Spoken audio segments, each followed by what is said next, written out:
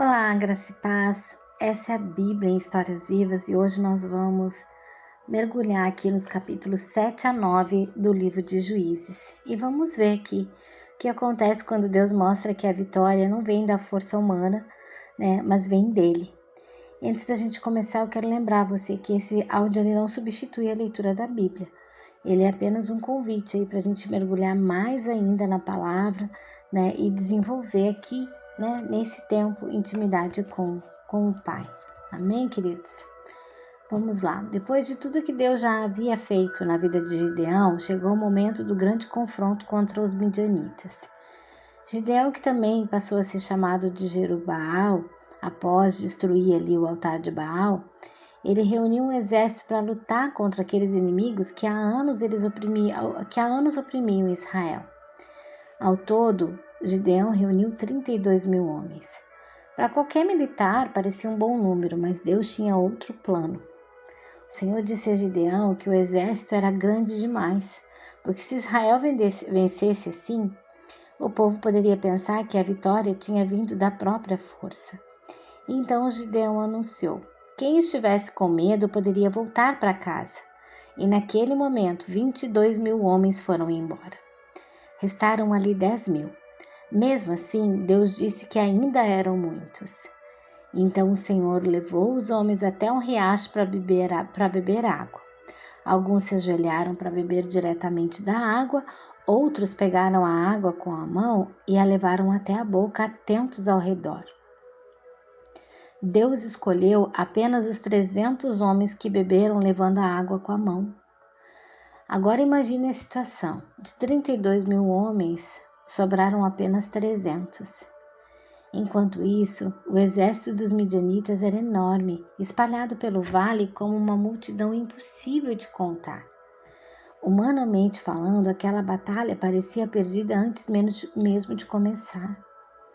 Mas Deus estava prestes a mostrar que quando Ele luta por nós, números não significam nada. Naquela noite, Deus disse a Gideão que descesse ao acampamento inimigo. Se ainda estivesse com medo, ouviria algo que fortaleceria sua fé. Gideão então foi até lá com o seu servo e ouviu 2 soldados midianitas conversando.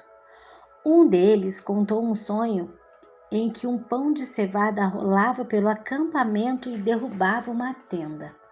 O outro respondeu: isso só pode ser a espada de Gideão.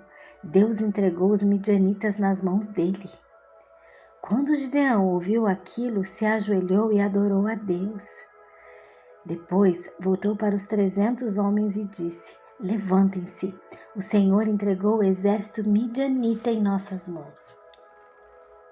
Mas a estratégia de Deus não parecia uma estratégia de guerra.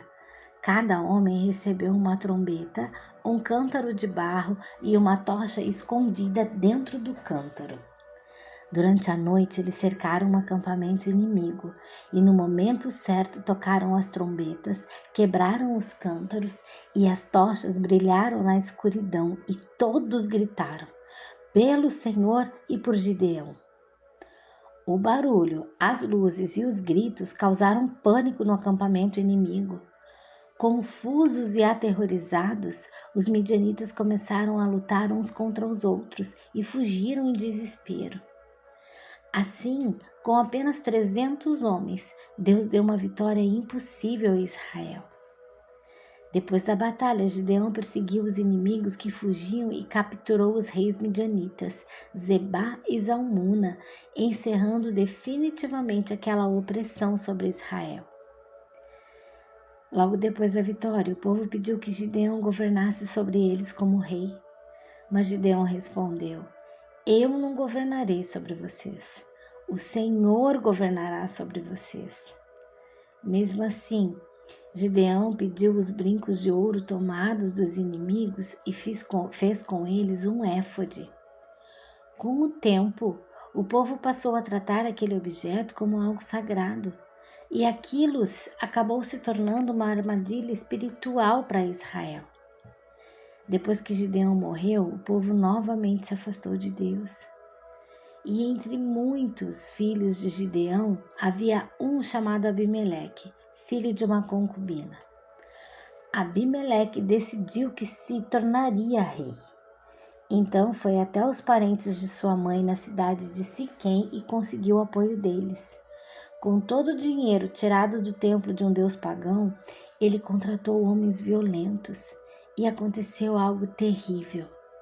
Abimeleque matou seus 70 irmãos, filhos de Gideão, todos sobre a mesma pedra.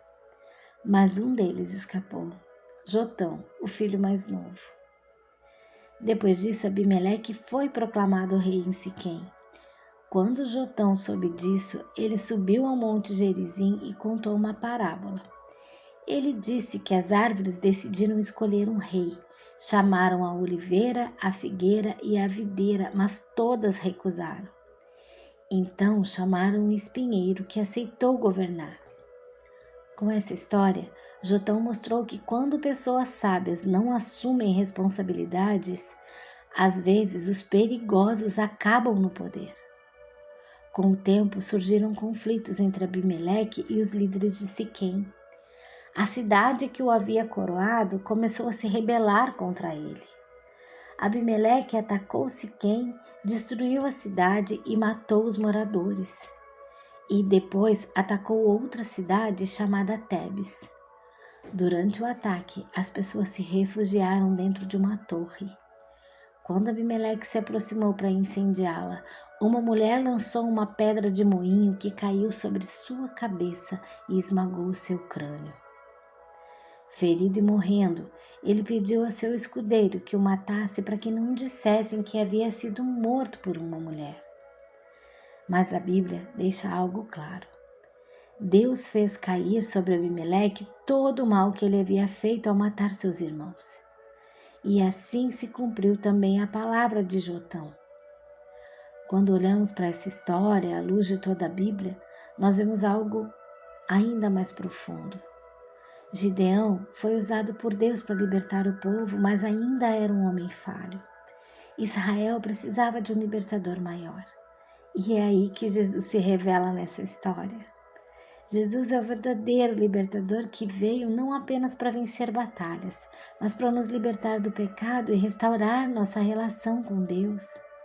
E diferente de Abimeleque, que matou seus próprios irmãos, para conquistar poder, Jesus fez ao contrário. Ele é o verdadeiro rei, e em vez de tirar vidas para governar, ele entregou a própria vida para salvar a nossa.